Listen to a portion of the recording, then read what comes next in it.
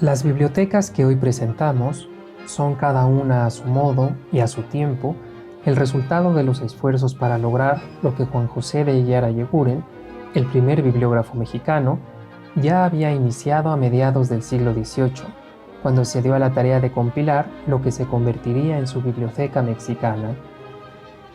Tomando como modelo la Biblioteca Hispana de Nicolás Antonio, y como respuesta irrefutable a las acusaciones del deán Martí de una total ausencia de libros, bibliotecas y culturas en las Indias Occidentales, Juan José de Eyara Yeguren conformó su repertorio.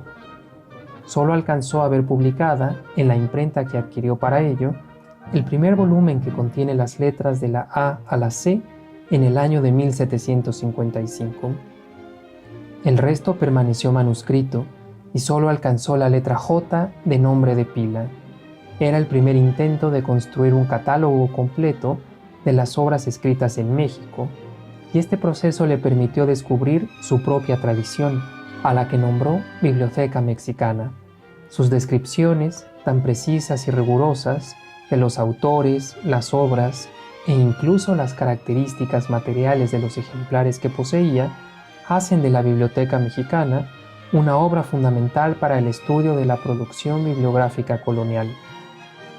Casi 70 años después, otro sacerdote, José Mariano Beristain de Sousa, apuntaló la labor empezada por Eyara en su Biblioteca Hispanoamericana Septentrional, ampliando la información en el tiempo y en la medida de sus propios intereses, más allá del trabajo de su antecesor. Sin embargo, las obras descritas por Eyara y Beristain no se encuentran hoy todas en México, dada la importancia que ha tenido la bibliografía mexicana para coleccionistas extranjeros. El fenómeno del coleccionismo ha tenido como consecuencia una gran dispersión del legado bibliográfico del país. Las bibliotecas que tenemos el gusto de presentar hoy son repositorios imprescindibles que reúnen y preservan obras significativas del patrimonio bibliográfico mexicano. Permiten seguir la huella de la evolución de la cultura escrita en México, el lugar que ocupan en ella las influencias de fuera y cómo éstas se fueron uniendo con elementos locales para conformar lo que es hoy la bibliografía mexicana.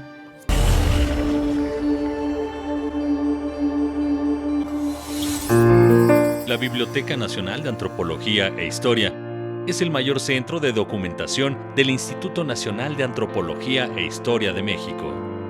En ella reside todo un universo de libros y manuscritos especializados al servicio de las diferentes disciplinas que toman por objeto de estudio al ser humano en su devenir por el tiempo, entre ellas la historia, la etnohistoria, la antropología social, la antropología física, la etnología, la arqueología y la lingüística. Es además un organismo garante del patrimonio bibliográfico y documental de nuestro país, pues está obligado por ley a conservar, desarrollar, estudiar y difundir los acervos que celosamente resguarda. Para conocer la historia de la Biblioteca Nacional de Antropología e Historia, debemos remontarnos hasta el año de 1825, cuando Guadalupe Victoria, primer presidente del México independiente, con el consejo de Lucas Alamán, prestigiado político e historiador de la época, fundó un 18 de marzo el Museo Nacional de México. En ese lugar se tuvo a bien reservar una habitación para dar cabida, según las palabras de su primer conservador, a las obras maestras de antigüedades e historia natural, manuscritas o impresas, y las que den a conocer nuestro territorio. 4 décadas más tarde, aquella habitación cobró mayor importancia y obtuvo el carácter de departamento. Esto sucedió en 1865, durante el Segundo Imperio Mexicano, cuando Maximiliano de Habsburgo dotó al museo de un edificio propio y reorganizó sus acervos en 3 departamentos, uno de historia natural, otro de arqueología e historia y uno más para biblioteca. Aunque las efemérides mencionadas son importantes en el devenir de nuestro repositorio, fue hasta el 22 de diciembre de 1888, durante el mandato de Porfirio Díaz, que la biblioteca del museo se inauguró formalmente. El prestigiado historiador Francisco del Pazo y Troncoso fue el encargado de cortar el listón y de dar nombramiento de primer bibliotecario al polígrafo José María de Ágreda y Sánchez, cuya elección fue precedida por su amplia experiencia como paleógrafo del Archivo General de la Nación y también por el exigente celo guardián que forjó al desempeñarse como el último responsable de la Biblioteca Turriana de la Catedral Metropolitana, la primera de carácter público que existió en el territorio nacional. Ya en el México moderno, y a partir de la creación del INAH en 1939, la biblioteca del museo pasó a ser la biblioteca central del instituto. En 1976, agregó su nombre oficial el de su director, el doctor Eusebio Dávalos Hurtado, sentido homenaje a uno de los antropólogos físicos más notables de nuestro país, quien desafortunadamente murió en 1968 a los 59 años de edad. Como ya se esbozó anteriormente, la biblioteca del museo tuvo su primera sede en el edificio que alguna vez alojó la Casa de Moneda Novohispana, justo en la parte trasera del actual Palacio Nacional, el mismo lugar donde hoy reside el Museo Nacional de las Culturas. Aunque su ubicación dentro de ese recinto varió con el tiempo, finalmente, hacia 1909 ocupó un importante espacio situado en la planta baja del edificio, donde obtuvo un espacio bastante holgado para alojar sus colecciones que se hallaban en crecimiento y también donde dar cabida a los ávidos lectores que mes con mes acudían a sus instalaciones. Para ese momento, los antiguos libreros de madera fueron sustituidos por elegantes y eficientes estanterías metálicas procedentes de Estados Unidos. Su ubicación, en el centro mismo de la capital del país, según testimonios de la época, convirtió a la biblioteca en uno de los puntos de reunión más concurridos por estudiosos e intelectuales de los últimos años del siglo XIX y la primera mitad del XX.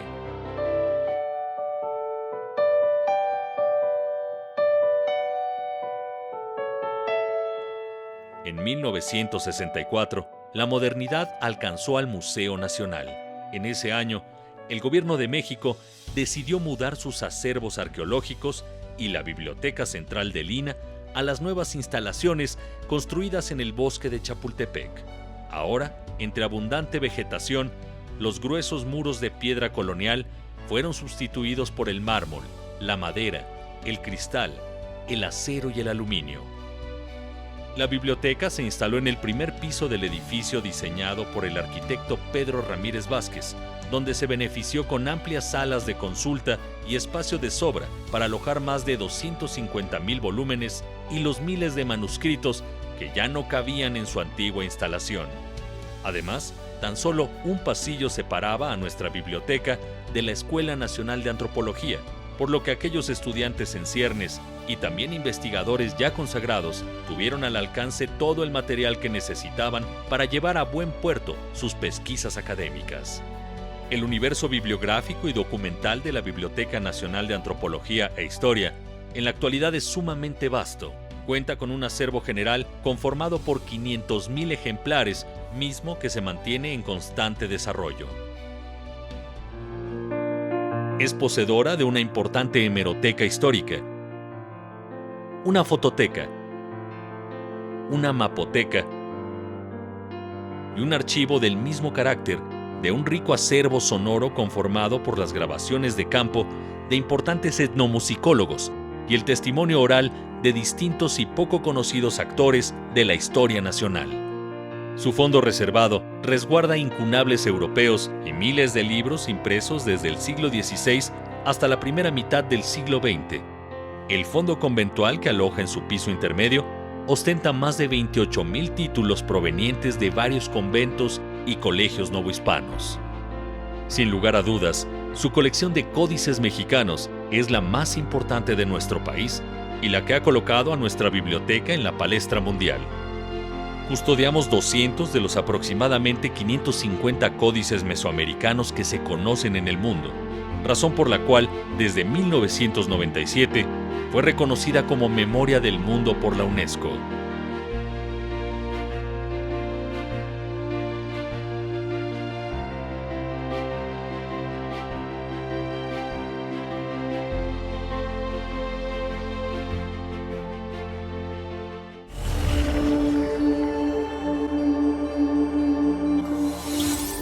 la Biblioteca Fray Francisco de Burgoa se encarga de conservar, preservar y difundir el patrimonio bibliográfico y documental de la Universidad Autónoma Benito Juárez de Oaxaca, con el fin de desarrollar un espacio social de reflexión de la memoria histórica y el cuidado del patrimonio cultural.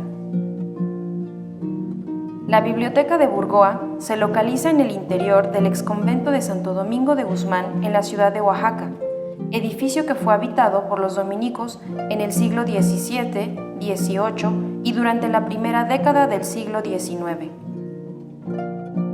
El origen de la Biblioteca Fray Francisco de Burgoa se remonta a 1826, cuando el gobernador José Ignacio de Morales decretó la creación del Instituto de Ciencias y Artes del Estado de Oaxaca. Formalmente, el instituto comenzó a funcionar el 8 de enero de 1827 y, de acuerdo con el decreto de creación, se ordenaba el establecimiento de una biblioteca cuyo acervo contaría con las obras más selectas sobre ciencias y artes. Y en efecto, la creación de la biblioteca y su primer reglamento fue publicado el 27 de junio de 1827. En él se advertía: la biblioteca del instituto es pública. Para la década de 1840, el Instituto de Ciencias y Artes se trasladó al exconvento de San Pablo, donde estudió Porfirio Díaz y donde uno de los profesores del recinto fue el licenciado Benito Juárez. En 1857 se decretó la desamortización de los bienes de las distintas corporaciones. No solo los edificios eclesiásticos fueron afectados, sino también las colecciones de libros y manuscritos de las órdenes religiosas. Así, el periódico La Democracia publicó el decreto que ordenó que los libros, impresos, manuscritos, pinturas, antigüedades y demás objetos pertenecientes a las comunidades religiosas suprimidas se aplicarán a los museos, liceos, bibliotecas y otros establecimientos públicos.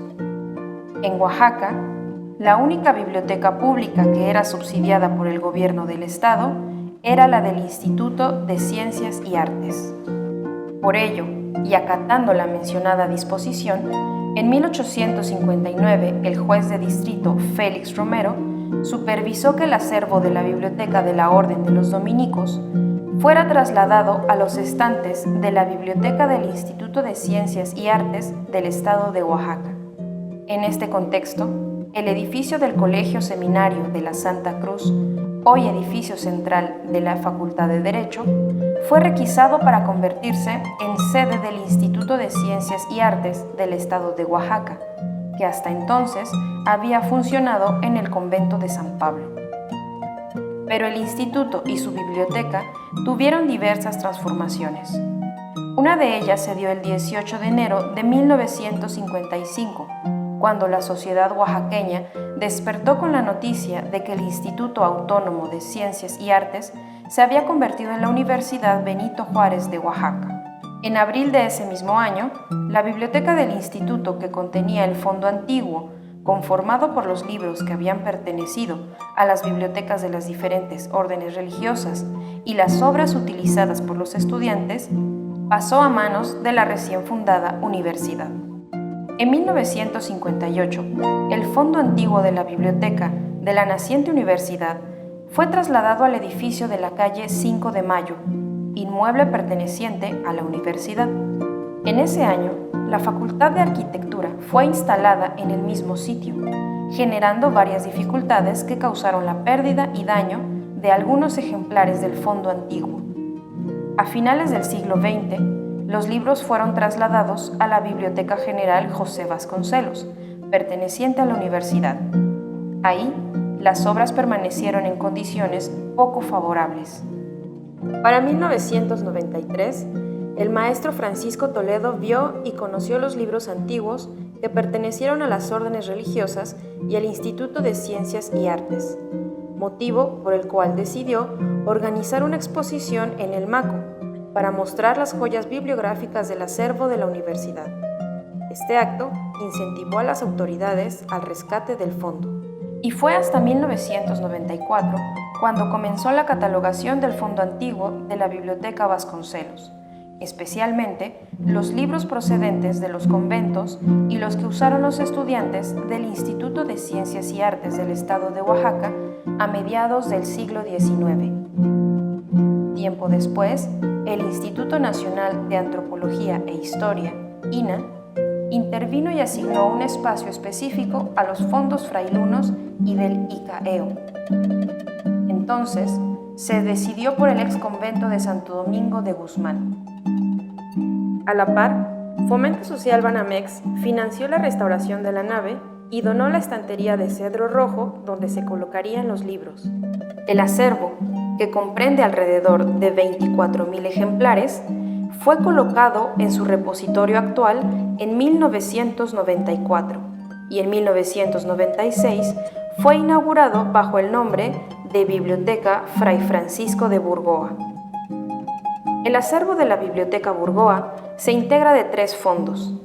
El primero de ellos es el antiguo, que resguarda los libros que fueron parte de los conventos de Antequera del Valle de Oaxaca y algunos ejemplares que pertenecieron a los obispos antequeranos de la época virreinal. En este fondo se ubican los 12 incunables con los que cuenta la biblioteca, así como los libros conocidos como los primeros impresos de las Américas. El segundo es el fondo histórico, donde se conservan los libros que pertenecieron a la biblioteca del Instituto de Ciencias y Artes.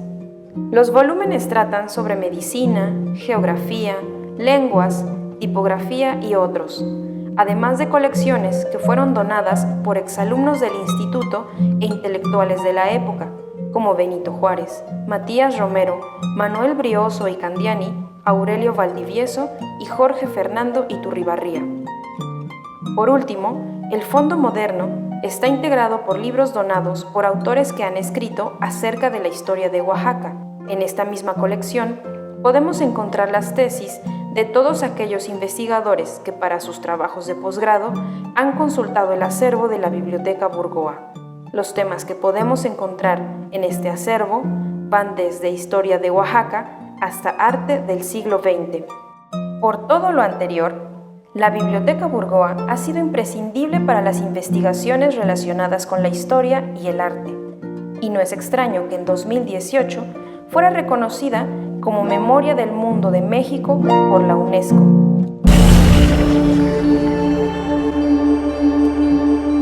La Biblioteca Nacional de México se encuentra al sur de la ciudad, en el corazón del campus universitario de la UNAM. El complejo arquitectónico que ocupa recibe el nombre de Unidad Bibliográfica. Alberga tanto a la Biblioteca como a la Hemeroteca Nacionales de México, así como al Instituto de Investigaciones Bibliográficas, que es la entidad que administra a ambas. La Unidad Bibliográfica consta de 2 bloques: el Fondo Contemporáneo, donde se resguardan los impresos correspondientes a los últimos 100 años, incluyendo periódicos y revistas, y el Fondo Reservado, donde se resguardan los impresos más antiguos, así como manuscritos, archivos y documentos diversos. Estos 2 bloques están unidos por un pasadizo conocido como Túnel del Tiempo. Conduce de los tiempos más recientes a los más remotos. Embellecen el interior del recinto obras escultóricas como el símbolo de las ciencias y humanidades de Jersúa o el Dino de Federico Silva, así como bustos de personajes eminentes como la escritora Sor Juana Inés de la Cruz y el presidente Benito Juárez. Fue Juárez quien emitió el decreto de creación de la biblioteca el 30 de noviembre de 1867. Le otorgó también su primera sede, el antiguo templo de San Agustín, en el centro histórico de la Ciudad de México. Anteriormente hubo varias tentativas de creación de la biblioteca que no se pudieron realizar en 1833, 1846 y 1857. Hubo también durante la intervención francesa el proyecto de una biblioteca imperial que resultó en la sustracción del país de colecciones y libros adquiridos para este fin y su posterior subasta en Europa.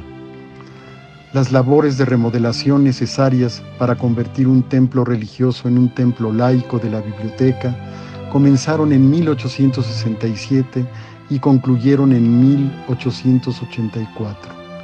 La ceremonia de inauguración de la biblioteca se celebró el 2 de abril de 1884. Asistió el entonces presidente Manuel González. Se recitaron discursos y poemas y se interpretó un himno sinfónico de la biblioteca. En 1893, la biblioteca inauguró su servicio nocturno en la capilla de la Tercera Orden para atender las necesidades de lectura de clases trabajadoras. Asistieron a la ceremonia de inauguración el entonces presidente Porfirio Díaz, integrantes de su gabinete y el que fuera director de la biblioteca durante casi 30 años, José María Vigil. En 1914 se expidió la ley de la Universidad Nacional, enumeraba las instancias pertenecientes a esta institución, en su mayoría facultades e institutos, y que entre ellas se encontraba la Biblioteca Nacional de México.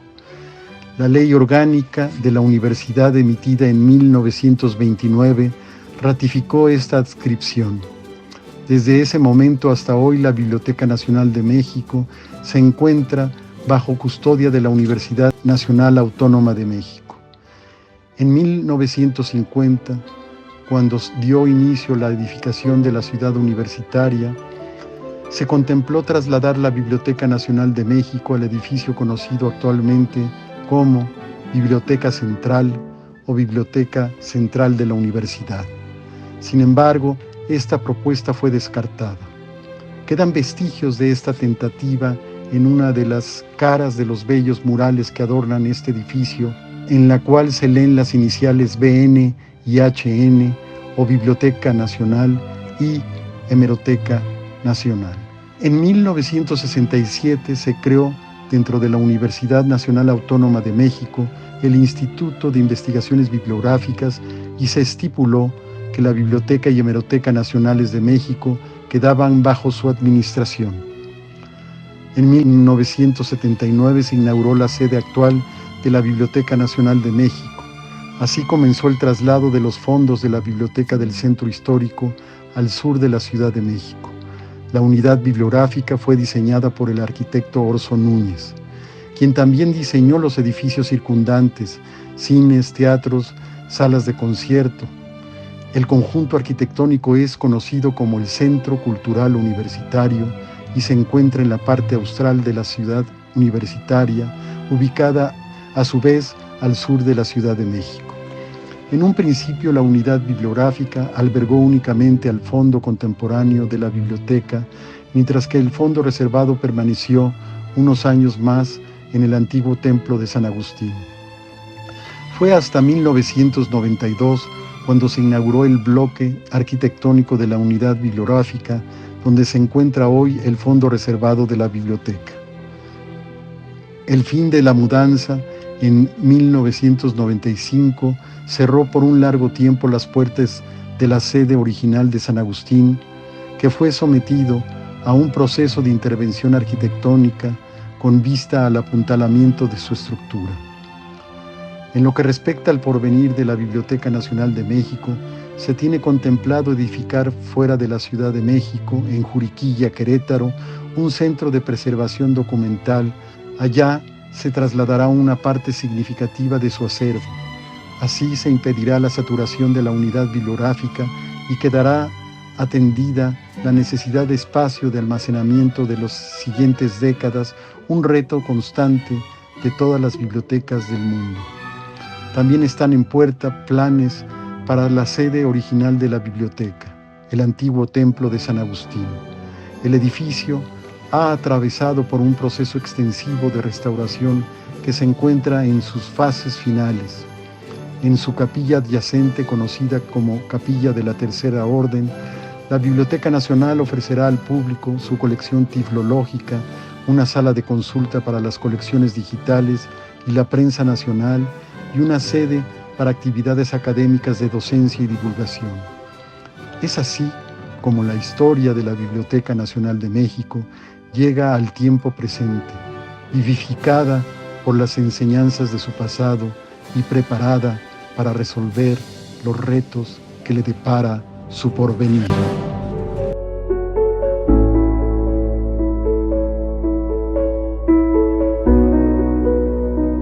El Maya de México es uno de los códices más antiguos que custodia la Biblioteca Nacional de Antropología e Historia. Junto con los llamados Dresde, París y Madrid, conforma un grupo de manuscritos prehispánicos pertenecientes a la cultura maya. Desde su aparición pública en 1971, dentro del Club Grolier de Nueva York, su existencia se vio envuelta por diversos mitos sobre su descubrimiento y la duda sobre su originalidad lo marcó por más de 4 décadas. Aunque desde su aparición fue estudiado por prestigiados investigadores, la incertidumbre en torno a su procedencia y temporalidad no fueron zanjadas con mucho éxito. Por tal razón, se gestó en el INAH un equipo transdisciplinario liderado por la Biblioteca Nacional de Antropología e Historia y la Coordinación Nacional de Museos y Exposiciones. Así, historiadores, arqueólogos, epigrafistas, físicos, biólogos, geólogos y entomólogos forenses lograron desentrañar nuevos secretos en torno a este documento mesoamericano. Algunas de las conclusiones y novedades que se publicaron son: el códice llegó al museo en 1974, cuando fue remitido por Josué Sáenz, su dueño en ese tiempo, con la finalidad de ser estudiado y con la consigna de que, si resultara ser original, sería donado a la biblioteca del museo para su resguardo. Se descubrió que para su manufactura se utilizó amate proveniente de una moraceae, yeso para la imprimatura y pigmentos como la grana cochinilla y azul maya para las pictografías. Se determinó que una buena parte del deterioro del documento fue ocasionado por insectos dentro del contexto arqueológico de origen. Además, quedó claro que se trata de un almanaque consagrado al planeta Venus, cuya finalidad fue prevenir y corregir augurios de carácter aciago. Por último, se confirmó que fue elaborado en el posclásico temprano, alrededor del siglo XII, refrendándose como el libro legible más antiguo de América. Entre los códices virreinales de la Biblioteca Nacional de Antropología e Historia, destaca el llamado Chavero de Huejotzingo. Pertenece a un grupo de 5 documentos herederos de la tradición escrituaria de ese antiguo señorío nahua del Valle Poblano Tlaxcalteca, los cuales fueron elaborados durante el siglo XVI y en su conjunto nos permiten estudiar el sistema tributario desarrollado en la región durante el primer siglo novohispano. Perteneció a la colección de Lorenzo Boturini y ya en el siglo XIX pasó a manos de Alfredo Chavero, célebre historiador y arqueólogo decimonónico que decidió donarlo al Museo Nacional de México en 1906. Actualmente forma parte de la colección de códices de la Biblioteca Nacional de Antropología e Historia. Se compone por 18 láminas de 31.5 por 43 centímetros, mismas que forman parte de un procedimiento judicial que la comunidad de Huejotzingo promovió contra sus autoridades indígenas por abusos cometidos en el cobro de tributos. Así, en escritura pictográfica se registró el impuesto pagado por los 21 barrios del Altepetl Huejotzinca entre 1571 y 1577, el cual constaba de dinero, maíz, camisas y mantas, todos representados con su correspondiente glifo. El sistema numérico mesoamericano asentado en el Códice Chavero tiene variantes que únicamente fueron utilizadas por este señorío. Si observamos atentamente las pictografías, veremos que para representar las cantidades del 1 al 9 se pintaba el objeto contado el número de veces que fuera necesario. Para expresar el número 10 se utilizaba un rombo, para el número 15 una media luna, el 20 se representaba con una bandera o una mazorca de maíz, el 400 con un mechón de pelo o tzontli y el 8000 con una bolsa.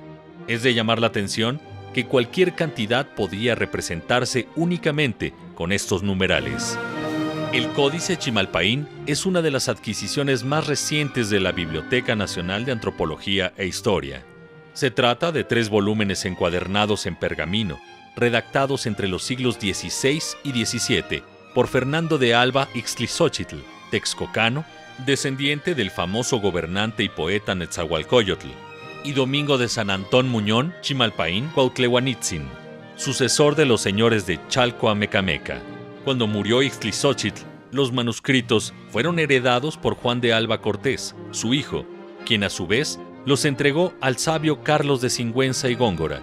Más tarde, ya en el siglo XIX, cuando el códice se encontraba en la biblioteca del Colegio de San Ildefonso, el también historiador José Mario Luis Mora los intercambió por Biblias protestantes con la Sociedad Bíblica de Londres.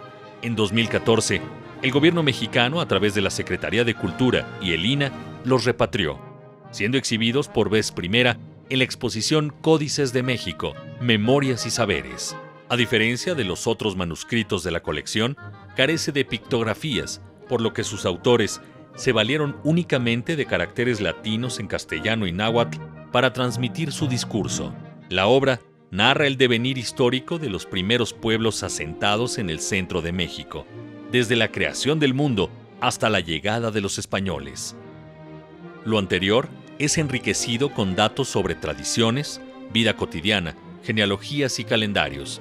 También contiene una historia sobre los gobernantes de Tenochtitlan y Texcoco y la copia en náhuatl más antigua que se conoce de la crónica Mexicayotl de Fernando Alvarado Tezosomoc, descendiente de la nobleza mexica Tenochca. Con sus obras, los autores indígenas mencionados buscaron insertar la historia y las tradiciones mesoamericanas dentro de la historiografía universal, por lo que podemos considerar a estos manuscritos como el inicio de la historiografía mexicana. Aunque no hay manuscrito de esta colección que no sea interesante, hay uno en particular que está muy ligado a la difusión que, durante el siglo XIX, se hizo de las llamadas Antigüedades Mexicanas. Se trata del número 747, un álbum catalogado como Dibujos en Negro de Antigüedades Mexicanas por el señor Luciano Castañeda, dibujante del Museo Nacional de México. Castañeda acompañó a Guillermo Dupé, explorador y capitán de dragones, en la Real Expedición Anticuaria que realizó por el territorio novohispano entre 1805 y 1809.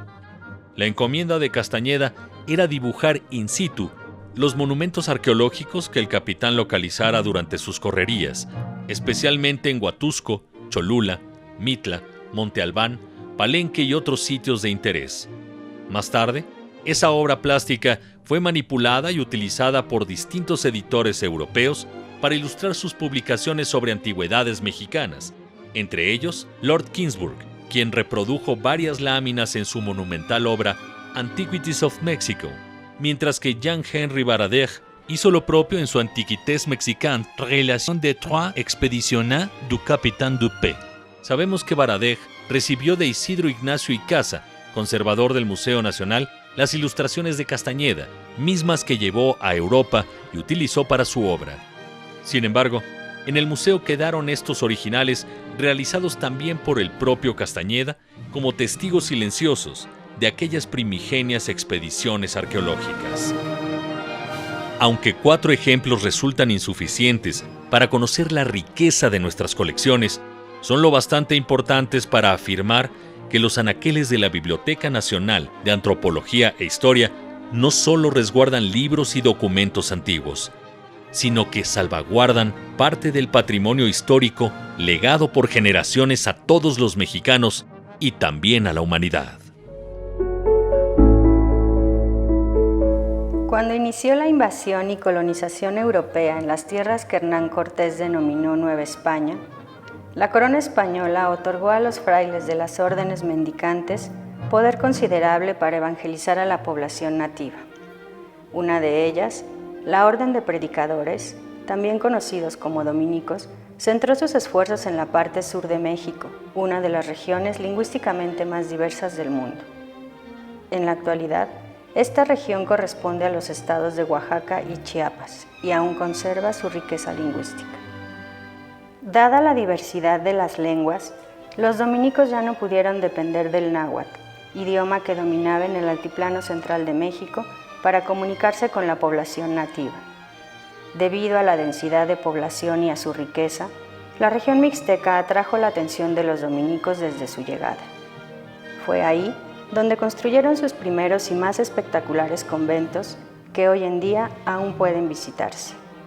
Como parte de este ambicioso proyecto religioso, los dominicos y los primeros mixtecos conversos desarrollaron una escritura alfabética para el idioma mixteco.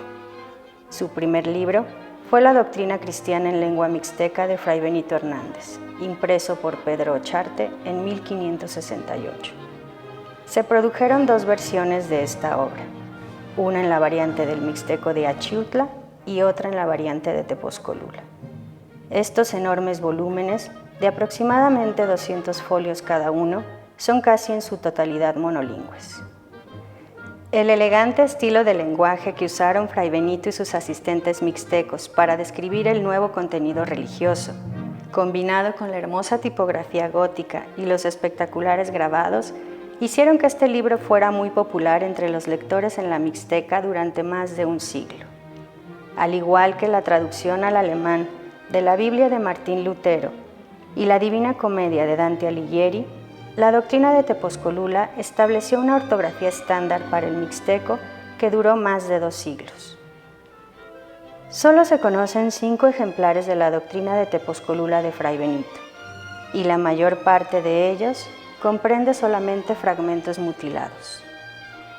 El volumen más completo de este libro es el que conserva la Biblioteca Fray Francisco de Burgoa de la Universidad Autónoma Benito Juárez de Oaxaca. Cabe resaltar que este es el único ejemplar en una colección pública mexicana, afortunadamente, en Oaxaca. Además de ser un testimonio inigualable de un momento transformador en la historia de México, la doctrina tiene un valor especial como primer texto alfabético en mixteco, lengua que hoy en día cuenta con cientos de miles de hablantes, de los cuales la mayoría vive en el estado de Oaxaca. La primera edición de Institución, Modo de Rezar y Milagros e Indulgencias del Rosario de la Virgen María, de Jerónimo Taix, salió de las prensas de Juan Pablo, primer impresor de América, en 1559. La Biblioteca Fray Francisco de Burgoa conserva una impresión de 1576 hecha por Pedro Valli, considerada la 6ª impresión y la 3ª edición mexicana.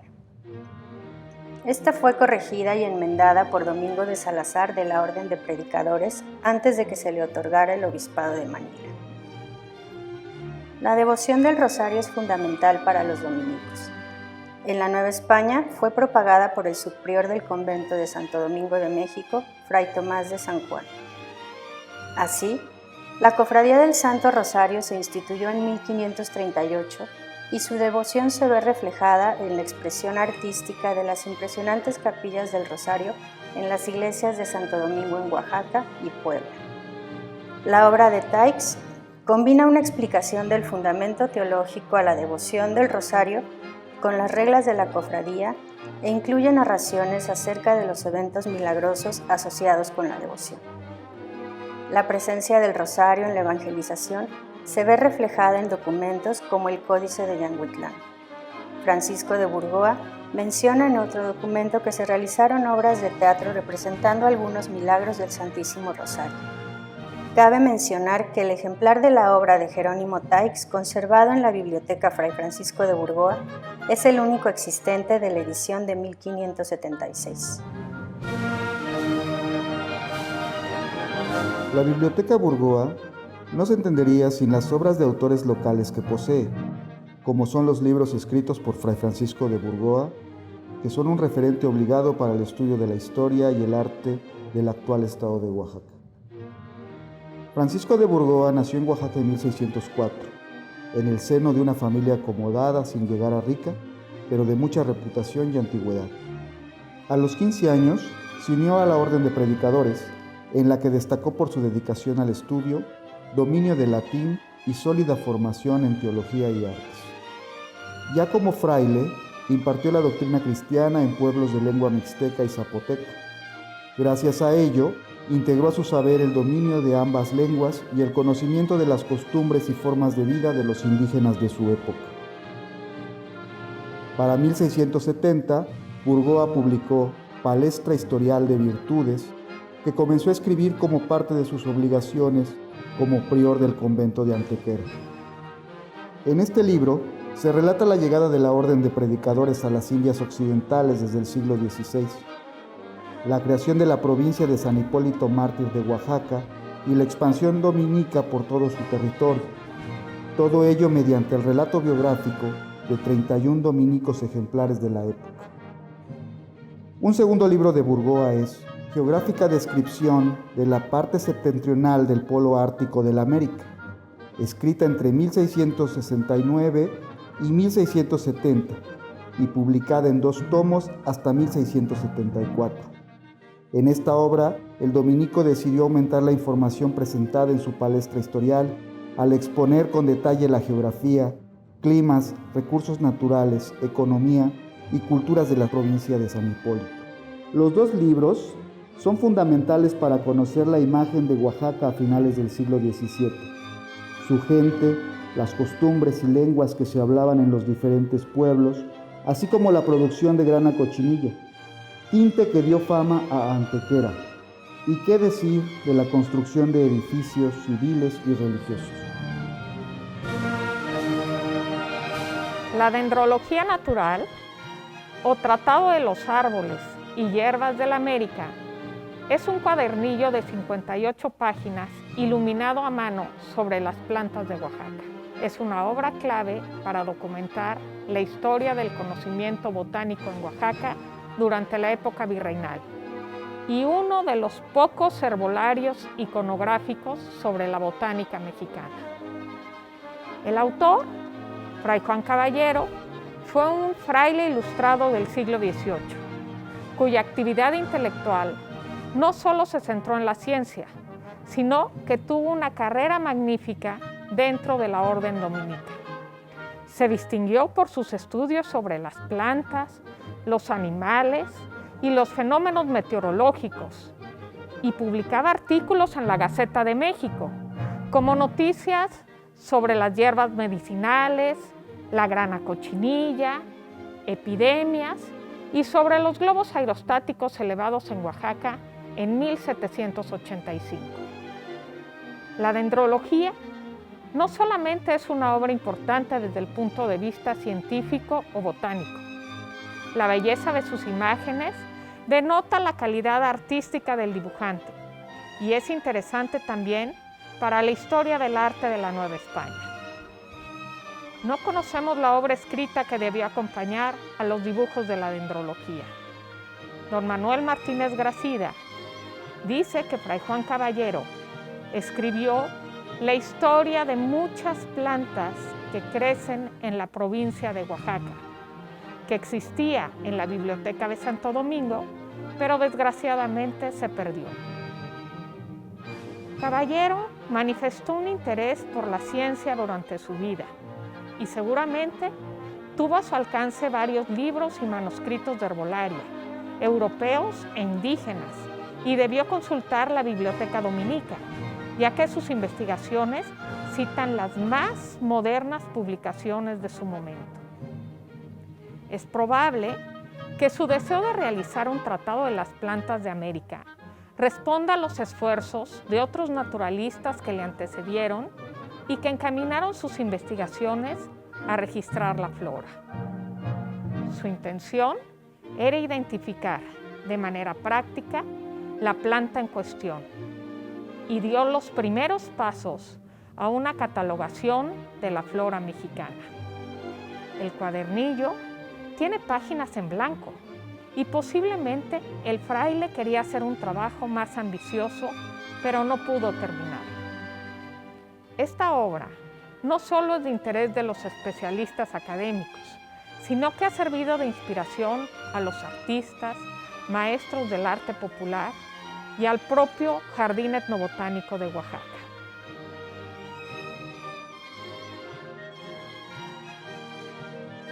La Biblioteca Burgoa también posee obras del siglo XIX, como la que escribió Francisco Bonet, Nociones elementales del dibujo lineal y natural, opúsculo formado para el uso de los jóvenes que comienzan a cursar los rudimentos del arte, que publicó en 1851. Se trata de una obra sobre la teoría de la práctica del dibujo, escrita por uno de los personajes más autorizados en el tema. Bonecchi destacó en la práctica y enseñanza de la pintura en Oaxaca a mediados del siglo XIX. Fue un promotor constante de la educación artística en el Estado, así como un pensador prolífico en los periódicos locales de la época. Tanto sus obras pictóricas como literarias reflejan una visión de la historia progresista a través de la representación de los héroes y los acontecimientos que consolidaron el proyecto nacionalista encabezado por los liberales. Bonecchi realizó sus primeros estudios de dibujo y pintura en el Instituto de Ciencias y Artes del Estado. Para 1840 se trasladó a la Ciudad de México para ingresar a la Academia de San Carlos, pero tuvo que regresar poco tiempo después por falta de solvencia económica. A su regreso a Oaxaca, el pintor, de acuerdo con las ideas vigentes, empezó a ver en el arte una posibilidad de transformación de la sociedad. Parte de este pensamiento quedó expresado en su opúsculo, en el que defendió la antigua visión de la pintura como un arte liberal, producto del intelecto que obliga al artista y al maestro a contar con los conocimientos teóricos sobre las matemáticas. El libro está escrito a manera de diálogo entre maestro y alumno, con preguntas y respuestas de fácil comprensión sobre las definiciones de dibujo, perspectiva, la forma del cuerpo, los movimientos y los gestos, así como algunas nociones sobre arquitectura. El éxito de la obra fue rotundo, ya que tuvo una segunda edición, de la que no han quedado ejemplares, una tercera en 1866 y una cuarta en 1872. Además, el opúsculo se convirtió en uno de los libros básicos de la clase de dibujo en el Instituto de Ciencias y Artes del Estado, donde ya desde los años 60 Bonecchi era profesor. Actualmente, una parte de los ejercicios que los alumnos realizaron se conservan en la Biblioteca Fray Francisco de Burgoa. El manuscrito de Cantares Mexicanos es uno de los tesoros más importantes que guarda el Fondo Reservado de la Biblioteca Nacional. Es un manuscrito en cuarto, escrito en papel de tela, con letra itálica. El papel es muy bueno, de mucha calidad, de algún molino europeo. Tiene filigranas preciosas y se conserva muy bien. Contiene, en el papel se pueden apreciar muy bien la verjura con los tizones y los corondeles que forman el papel clásico antiguo de tela. El contenido es también muy rico. Es un conjunto de 12 textos, de los cuales los 3 primeros se refieren a la cultura de los nahuas, de los pueblos nahuas, a la poesía y al pensamiento. Y los otros 9 son una miscelánea de evangelización, porque tiene de todo un poco. Tiene sermones para el Día de Corpus, tiene una parte muy importante de la literatura de los exempla medievales, tiene la vida de San Bartolomé, meditaciones sobre la muerte y una fábula de Esopo que ya muestra también el espíritu renacentista de esta época. El manuscrito más amplio, más extenso, es el que recoge la poesía de la época de Nezahualcóyotl y de Moctezuma. El poema de Nezahualcóyotl dice así: Can yeguan Dios ini y palnemogua, canto nemi yeguayan, ye miso chistoque, ye cuicatica on netlamatoque, ye xochitica, ya canquitemogua, melet tlaicoltia, mitzon yaitla tlaniglia moyol, intleyot mahuizot aya oguaya. Traducido al español dice así: ¿Dónde está Él, dador de la vida? ¿Dónde vives? Te están esperando tus pobres amigos. Ya con cantos se afligen, ya con flores lo buscan en alguna parte. Lo desean con ansiedad, te piden tu corazón, la fama, la honra. Otro de los escritos verdaderamente importantes de este manuscrito es el calendario mexicano latino y castellano, que es un escrito de Sahagún.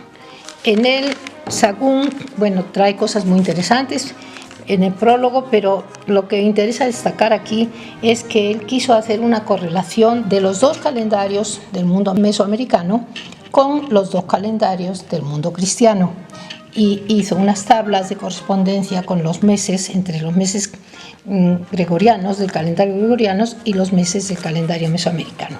Y al final trae un calendario iconográfico que no está completo, hay algunas de las 18 fiestas que tenían los nahuas a lo largo del año. Ellos tenían meses de 20 días, 18 meses de 20 días, y en cada mes hacían una fiesta a un dios. Tenemos aquí los dibujos de las fiestas: Toxcal, que es Choli, Panquesalistli, Atemostli, Titiltl, Izcalli, Coahuitlegua, y luego los días nemontanes. Es muy bonito y es único también entre los textos que conservamos del México antiguo.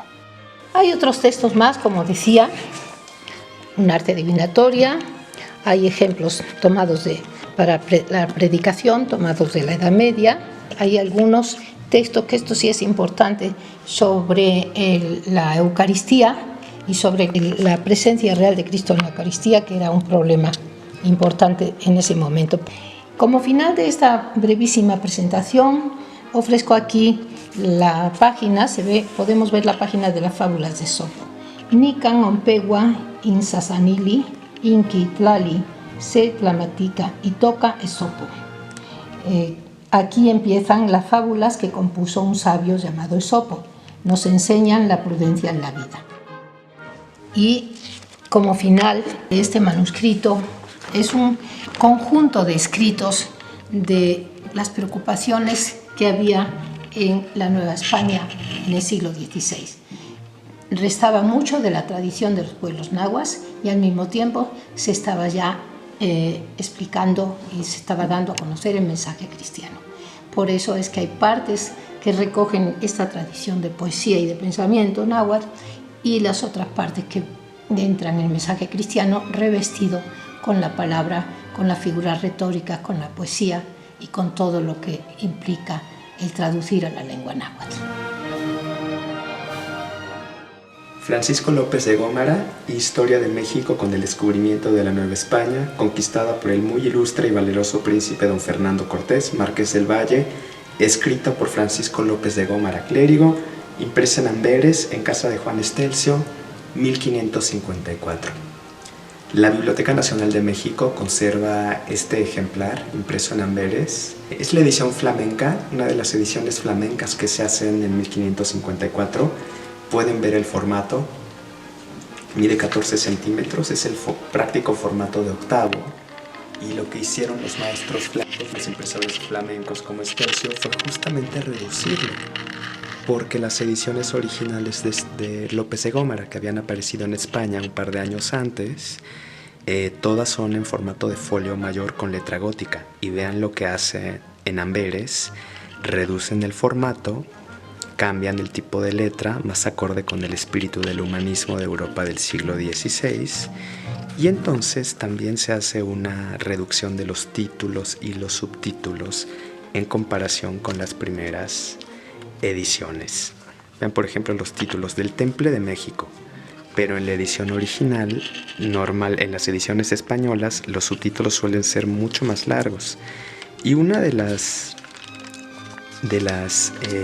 novedades fue incluir la tabla de las materias y hazañas principales que se tratan en este libro, porque es un índice de materias y es de bastante ayuda para los lectores de la época. Es bastante minucioso y la portada incluyó al escudo de armas de Hernán Cortés. Lo que pensaban los impresores flamencos con este tipo de ediciones en pequeño formato y con letra más acorde con el espíritu del humanismo de la época era llegar a más lectores. Literalmente es una edición de bolsillo, mucho más manejable, y que tuvieron una distribución a nivel global gracias a las conexiones comerciales que tenían los libreros flamencos, los impresores flamencos en Amberes. Por eso en este año de conmemoración nos parece interesante rescatar a esta edición de Amberes de López de Gómara de 1554, que en su momento fue un autor bastante leído en el tema de la historia de la conquista de México.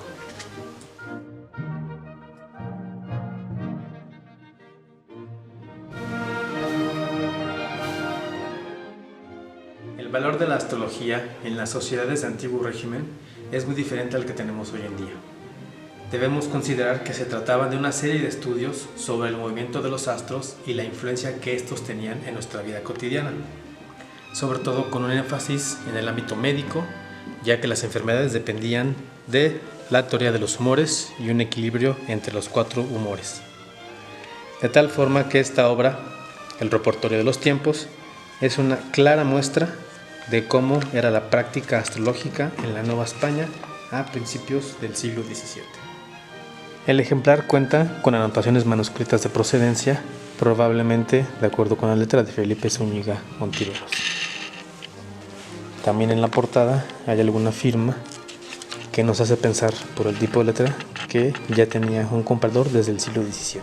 Desde el punto de vista bibliográfico, representa una obra de gran valor por los elementos materiales incluidos. En términos generales, la obra está dividida en 5 tratados. El primero habla sobre los cuerpos celestes, además de cuestiones astrológicas.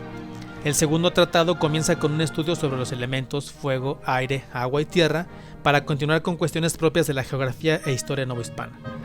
El tercer tratado destaca la relación entre los signos celestes y su influencia en los acontecimientos de México.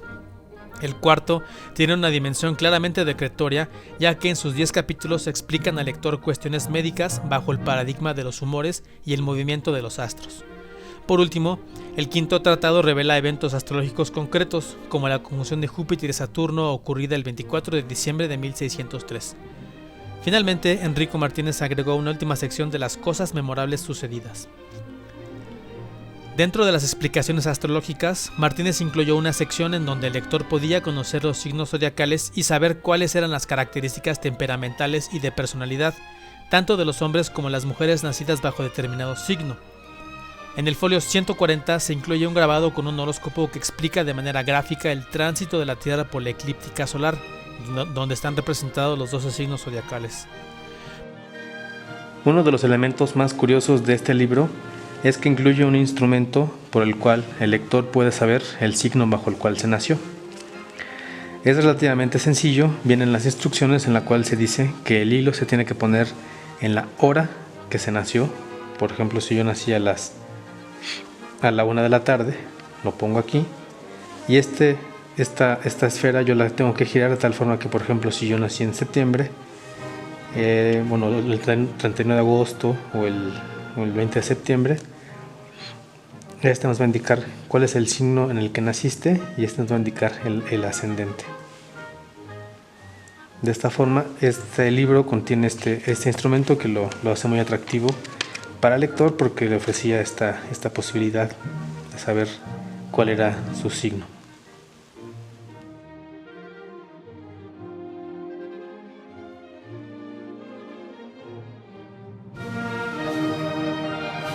El llanto de las estrellas al ocaso del sol anochecido en el oriente es una obra que salió a la luz en 1725 del taller del reconocido impresor José Bernardo de Ogal. Es una valiosa muestra de la cultura novohispana que puede ser apreciada desde muy distintas aristas: visual, literaria, social y bibliográfica naturalmente. En el volumen, confeccionado en cuarto, se concentra una relación que detalla el solemne espectáculo fúnebre celebrado en la Ciudad de México en honor al joven rey Luis I de España, cuyo repentino fallecimiento le impidió completar su primer año de reinado. En sus páginas se detalla el túmulo erigido en su nombre y se incluyen los textos poéticos, tanto en latín como en castellano, consagrados a la memoria del tierno monarca, mismos que van acompañados a su vez de notables grabados que, como un todo, hacen de este documento una ventana que nos permite asomarnos al esplendor de la cultura virreinal. En la relación se presenta a la pira funeraria como suma del universo, siendo el rey un remedo del sol. La idea original fue concebida por 2 artistas de gran prestigio en la Nueva España. Al jesuita Francisco Javier de Cárdenas le debemos la palabra, al pintor y dorador Francisco Martínez el concepto de los emblemas. Sin embargo, lo planteado por esta mancuerna fue tan solo el punto de partida, pues en el material que encontramos hoy reunido en el llanto de las estrellas, tenemos la huella de otros grandes ingenios novohispanos, todos reunidos en conjunción en las páginas de este libro, con la finalidad de simbolizar el luto que trajo consigo la lamentable defunción de Luis I y consagrar su memoria, retomando siempre el planteamiento primigenio de Cárdenas y Martínez. El volumen contiene predominantemente frutos del poeta novohispano José de Villerías y Ruelas, así como luce grabados elaborados por Francisco Silverio. Aquí se puede apreciar la firma. Francisco Silverio estuvo al frente de uno de los talleres de grabado más prolíficos de la Nueva España durante la primera mitad del siglo XVIII. En conjunto, las aportaciones de estos grandes artistas novohispanos hacen de esta obra del Llanto de las Estrellas una obra de gran relevancia en la historia del libro y de la imprenta en México. Así, en sus casi 150 folios, mismos que hacen de esta una pieza que pudiéramos considerar extensa, es posible apreciar grabados silográficos y calcográficos, notorias letras capitulares, viñetas tipográficas y una portada con orla completa. Al final, se incluyen asimismo varios sermones con motivo de la defunción del rey. Por todo esto, el Llanto de las Estrellas da cuenta de uno de los tantos festejos dedicados a Luis I en ambos lados del Atlántico y patentiza, por tanto, el estrecho vínculo de la sociedad novohispana con la corona, así como pone de manifiesto la activa participación de esta en la vida de la monarquía hispánica. Este es un ejemplar sobresaliente de la editorial mexicana de 1854 a 1856, ¿sí? Conocido como el álbum México y sus alrededores, una obra colectiva en la que participaron algunos de los escritores más notables de ese entonces, entre ellos Florencio M. del Castillo, Niceto M. de Zamacois, Manuel Paino, José B. Tomás de Cuéllar, escribiendo textos que describían paisajes, lugares y tipos mexicanos que en ese momento eran identificados como muy propios para una belleza extraordinaria, por un lado, y por otro, identificaban al país como una nación moderna, una nación mestiza que estaba pues alcanzando su desarrollo a mediados del siglo XIX. El propósito original del editor José de Caen era destacar a la capital de México como la ciudad más importante de América Latina, por su clima, por la belleza de sus paisajes, por el desarrollo arquitectónico y por la mezcla cultural que le permitían competir con otras grandes ciudades del mundo, tal como lo advirtió el barón de Humboldt cuando afirmó que México debía contarse entre las más hermosas ciudades que los europeos han fundado en ambos hemisferios. En la página introductoria, Florencio M. del Castillo advierte que las calles de la ciudad pasan de 482, que son rectas y en general bien empedradas, que se goza de un regular alumbrado que pronto sería de gas, que tiene cerca de 60 plazas y la población es poco más de 200,000 habitantes. Las láminas que componen la obra comenzaron a publicarse en 1855. La primera edición consideró la venta de 24 litografías por suscripción. Debido al éxito del álbum, de Caen hizo varias ediciones posteriores en 1864, 1870 y 1874, en las que aumentó el número de láminas. Las 42 litografías que la forman permiten conocer con detalle lugares y tipos de la capital de México a mediados del siglo XIX. Además, presenta vistas captadas desde un globo aerostático o desde las azoteas de algunos edificios. Esta obra representa una etapa del costumbrismo nacionalista que de alguna manera respondía a las necesidades patrióticas de los ciudadanos que habían presenciado la pérdida de una enorme extensión del territorio al final de la guerra con Estados Unidos. Una obra que acompaña a esta, sin duda, es Los mexicanos pintados por sí mismos. Es un complemento que apareció también entre 1854 y 1856. Lo que hacen los litógrafos es ilustrar cada uno de los oficios que tenían lugar en la Ciudad de México y con un texto alusivo al oficio mostrar, como se había hecho en otras obras semejantes en Europa, cómo los propios personajes se percibían a sí mismos, por eso el título de Los mexicanos pintados por sí mismos. Y entonces eran litógrafos del país, con escritores del país, hablando de los oficios que tenían lugar en el país. Y Los mexicanos pintados por sí mismos también es un álbum colectivo, muy parecido y complementario, digo yo, a El México y sus alrededores. Octavio Paz, escritor polifacético y de pluma prolífica, abordó un enorme abanico de temas, desde la conquista y el arte precolombino hasta la identidad del mexicano, el marxismo, las vanguardias y las relaciones entre artes. Destacan especialmente sus ensayos sobre poética y sus numerosos poemarios. Octavio Paz llevó a cabo varias experimentaciones formales en diálogo con diversas propuestas estéticas y movimientos de vanguardia y posvanguardia. Blanco, de Octavio Paz, es una piedra de toque en la literatura material mexicana del siglo XX. Blanco es un poema que abreva, por una parte, de la influencia de la obra de Stéphane Mallarmé y por otra, a través de una cita del Vajratantra, de la época que el poeta pasó en la India como diplomático. De estas influencias dan cuenta los epígrafes con los que comienza el poema. Una de las características formales más evidentes de Blanco es que se despliega a manera de los biombos, estableciendo una relación con los códices mesoamericanos y una vinculación muy interesante con el tema del tiempo y el espacio. La visualidad es un rasgo medular del poema.